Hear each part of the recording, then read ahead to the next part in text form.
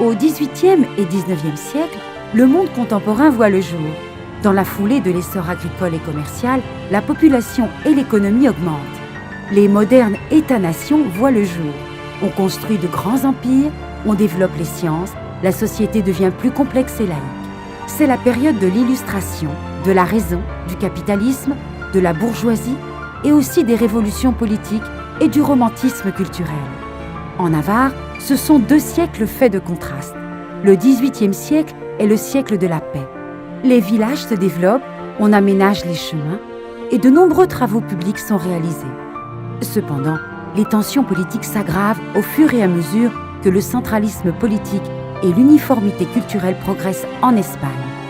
Le XIXe siècle, par contre, est un siècle belliqueux, avec d'abord des guerres contre la France et ensuite des guerres civiles.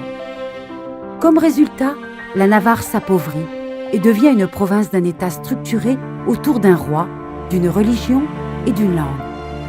Le développement progressif des écoles et de l'administration publique impose la langue espagnole. Le basque est proscrit dans le milieu éducatif, culturel et administratif, et progressivement dans le milieu religieux. Expulsée des villes, la langue basque devient une langue rurale et subit un déclin social et géographique continu. Paradoxalement, la linguistique et le romantisme accordent un espace de reconnaissance à la langue basque. Les études sur la langue basque, les publications grammaticales et les dictionnaires sont nombreux.